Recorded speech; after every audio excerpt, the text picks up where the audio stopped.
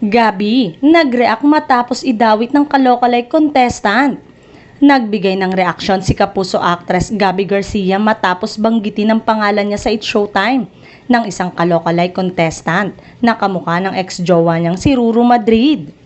Sa ulat ni Aubrey Carampel sa 24 oras nitong Martes, September 10, sinabi ni Gabby na naloka raw siya sa sagot ni Kevin Dangkalan aka Black Rider wannabe. Nakakaloka lang si kalokalike, saad ni Gabby. Alam mo, feeling ko si Gabby Concepcion talaga to, parang hindi ako to. Pero well, kidding aside, I'm happy for both Bianca and Ruru naman talaga. And it's nice to see them happy din together. Aniya.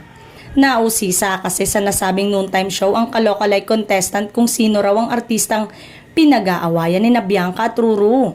Gabby, tahasang sagot ni Kevin. Hoy, windang namang sabi ni Bianca na napabalikwa sa kinauupuan. Nagtawanan tuloy ang mga It's Showtime host. Matatanda ang bago pa man dumating si Bianca sa buhay ni Ruru ay naging karelasyon muna nito si Gabby noong sila ay 16 at 15 years old pa lamang. Kaya say ng netizen, parang may sagot na ang actress kay Kim. May ilang netizen kasi ang hindi nagustuhan ng walang prenong bibig at pagiging taklesa raw ni Kim. Bigla namang humirit si Kim Chu na Gabby Garcia.